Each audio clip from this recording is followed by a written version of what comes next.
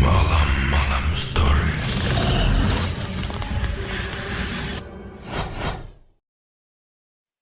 Besok adalah hari di mana suamiku meninggal. Itu tidak akan menjadi kematian yang diharapkan. Dan itu juga bukan hal yang pantas dia dapatkan. Apa yang akan terjadi adalah tindakan sederhana dan acak tanpa makna di luar perintah takdir. Hari itu, kami akan keluar berjalan-jalan. Seperti biasa, kami berpegangan tangan saat kami pulang dari hari yang melelahkan di tempat kerja. Begitu kami sampai di penyeberangan, tiba-tiba telepon suamiku berdering. Itu ibunya. Dia menelpon untuk memberitahu bahwa kankernya kambuh lagi.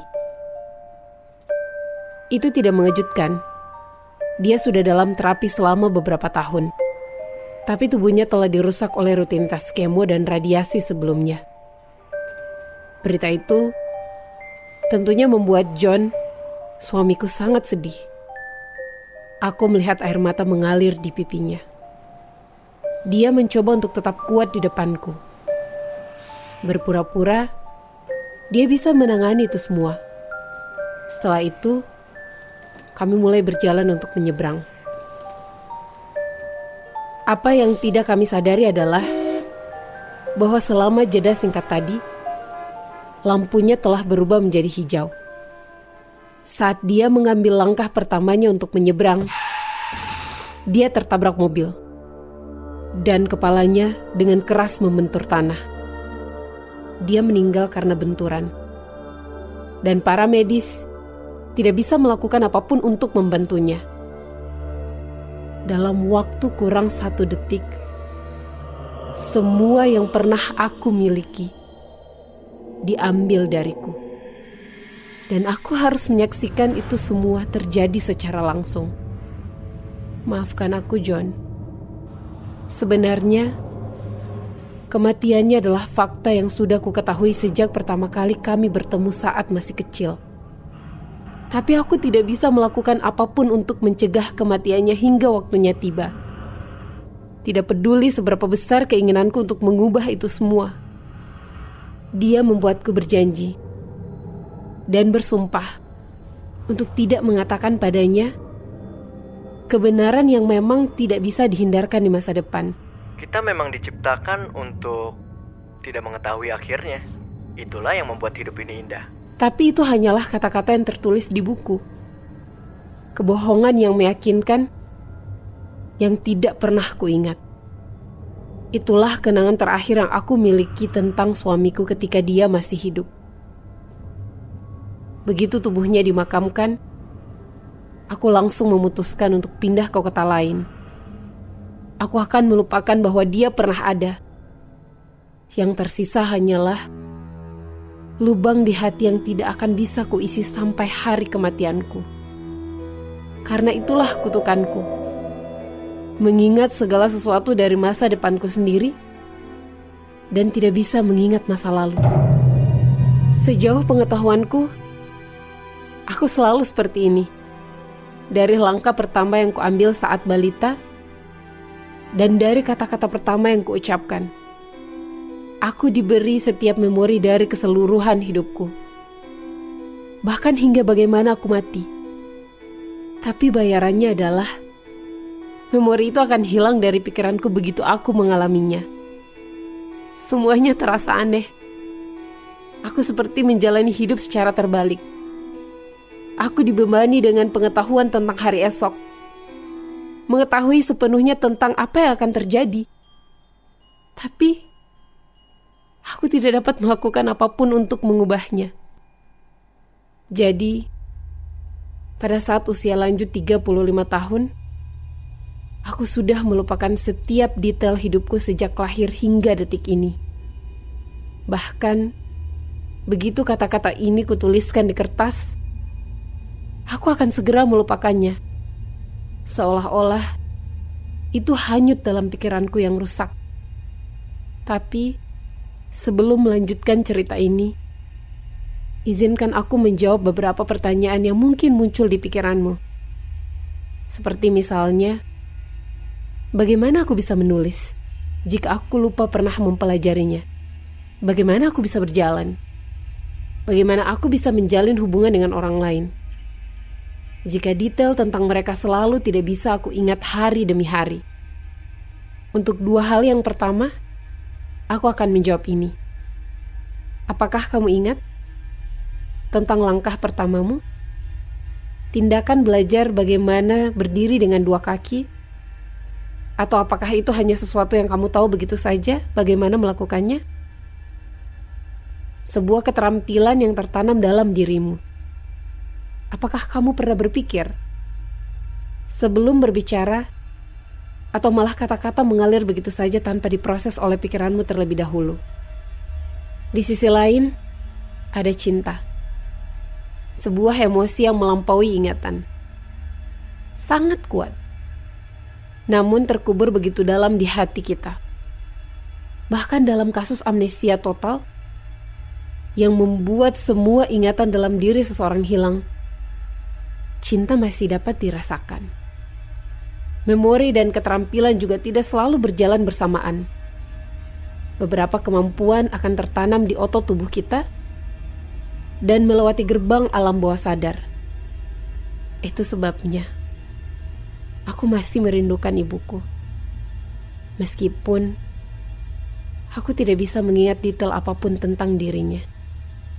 Dan itu jugalah sebabnya aku masih mencintai suamiku di masa terakhir hidupnya. Kutukanku bisa dikatakan seperti amnesia terbalik. Dan kisah yang kuceritakan hanyalah kata-kata yang kubaca dari buku catatan. Setiap harinya, aku bangun untuk membaca peristiwa dari waktu yang tidak bisa kuingat. Tulisan tangan di catatan itu bahkan bukan milikku, tapi milik dua orang yang berbeda. Kumpulan cerita pertama, mulai dari masa kanak-kanak hingga pertengahan 20-an, ditulis oleh ibuku. Dia adalah orang yang brilian, cepat bertindak, dan sangat pintar.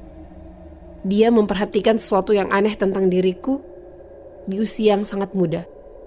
Begitu aku mulai meramalkan hal-hal yang belum terjadi. Kejadian pertama terjadi saat aku berumur 5 tahun. Itu adalah rengekan yang tidak berbahaya dan terdengar bodoh. Aku tidak ingin keluar karena badai. Aku takut petir akan menerpa kami selama piknik yang telah kami rencanakan. Ibuku tentu saja bingung, karena piknik kami sudah dijadwalkan besok. Dan laporan cuaca dengan yakin mengatakan bahwa hari itu tidak akan terjadi apa-apa kecuali sinar matahari yang akan menerangi seluruh kota. Kemudian, besok paginya ibuku terkejut melihat apa yang kubicarakan menjadi kenyataan. Bingung, tapi tetap skeptis. Dia menuliskannya di buku hariannya sendiri sebagai sebuah keanehan. Setahun kemudian, ibuku menemukanku menangis di kamar. Aku menangis karena kucing kami mati. Dia duduk dan mulai menghiburku. Memang, hewan peliharaan kami sudah tua, tapi dia terlihat sangat sehat.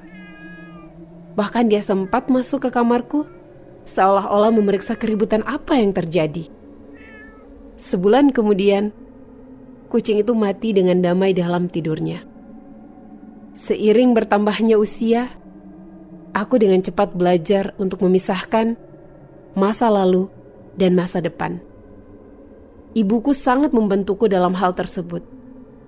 Dan dia tahu bahwa hidupku akan menjadi hidup yang rumit dan penuh tantangan.